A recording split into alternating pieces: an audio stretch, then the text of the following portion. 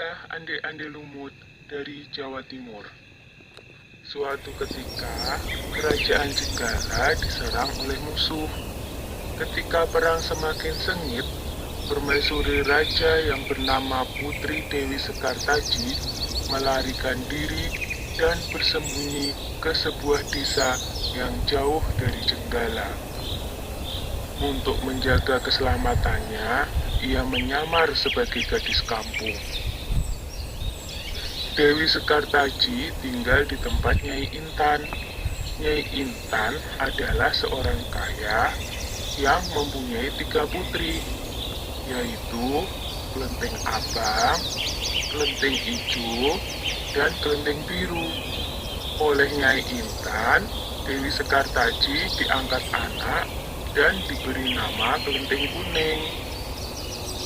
Setelah keadaan di kerajaan Jenggala kembali tenang dan aman, sang pangeran mencari jejak istrinya. Ia pergi dan menyamar menjadi seorang pangeran yang sedang mencari jodoh. Panji Asmarabangun menyamar dengan nama Ande-Ande Lumut, lalu membuat sayembara. Dalam waktu singkat, berita sayembara itu tersebar jauh hingga ke desa si Kelenteng Kuning. Kelenteng Abang, Ijo, dan Biru mendengar kabar sayembara itu. Mereka sangat senang dan ingin mengikuti sayembara itu.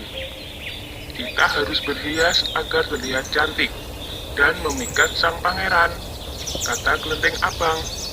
Benar sekali, kita akan memakai pakaian dan perhiasan yang paling bagus, kata Kelenteng Ijo. Hei Kelenteng Kuning, kamu tidak usah ikut sayembara ini, karena kamu tidak pantas mendapatkan pangeran. Lebih baik kamu mencuci baju di sungai, perintah Kelenteng Abang sinis. Ketika Kelenteng Kuning sedang mencuci di sungai, tiba-tiba seekor burung bangau datang menghampirinya. Anehnya, burung itu bisa berbicara, dan kedua kakinya menggenggam sebuah cambuk. Wahai Tuan Putri, pergilah ke desa Dadapan mengikuti sayembara itu. Di sana, Tuan Putri akan bertemu dengan Panji Asmarabangun. Bawalah cambuk ini, siapa tahu nanti dibutuhkan, ujar sang bangau sambil meletakkan cambuk itu di atas batu. Burung bangau itu lalu terbang ke angkasa dan menghilang sebelum Kelenteng Kuning menjawabnya. Kemudian Kelenteng Kuning kembali ke rumah dan berangkat menuju desa Dadapan. Sementara itu, di tepi sungai Bengawan Solo, ketika saudara dan ibu angkatnya bingung karena harus menyeberangi sungai, tetapi tidak ada perahu. Bagaimana cara kita menyeberang, Bu? Tanya Kelenteng Ijo dan saudarinya. Lalu mereka melihat seekor kepiting raksasa. Kepiting itu adalah Yuyu Kangkang, utusan Ande-Ande Lumut. Dia diutus menguji para peserta sayembara yang melewati sungai tersebut. Hai kepiting raksasa, maukah kau membantu kami menyeberang sungai? Pinta Kelenteng Abang. Yuyu Kangkang tertawa lebar. Hahaha, aku akan membantu kalian, tapi ada syaratnya, kata dia. Apapun syaratnya, kami bersedia. Yang penting kami bisa menyeberang, jawab Kelenteng Abang. Kalian harus menciumku, kata Yuyu Kangkang. Dan mereka pun bersedia memenuhi syarat si Yuyu Kangkang. Kelenteng Kuning tiba di pinggir sungai.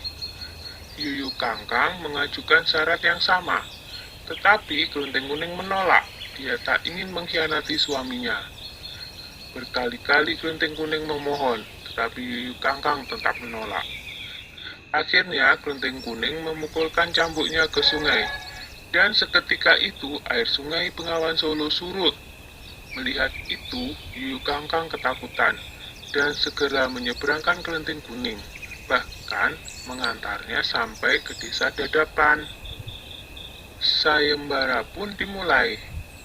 Secara bergiliran, Kelenteng Abang dan adik-adiknya menunjukkan kecantikan mereka di hadapan Ande-Ande Lumut.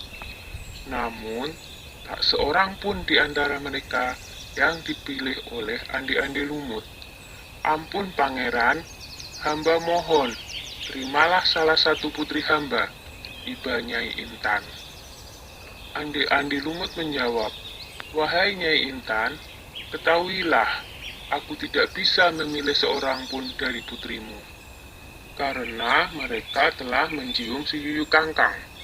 Sambil menunjuk kelenteng kuning, pangeran melanjutkan, aku memilih gadis ini karena dia telah lulus ujian, tidak mau mencium si Yuyu Kangkang. Nyai Intan dan ketiga putrinya baru sadar bahwa mereka ditolak oleh Andi-Andi Lumut karena tidak lulus ujian. Kemudian Andi-Andi Lumut membongkar penyamarannya dan mengatakan bahwa dia adalah Panji Asmara Bangun. Kelenteng kuning sangat bahagia karena bertemu lagi dengan suaminya. Sudah ya cerita Andi-Andi Lumutnya, jumpa lagi.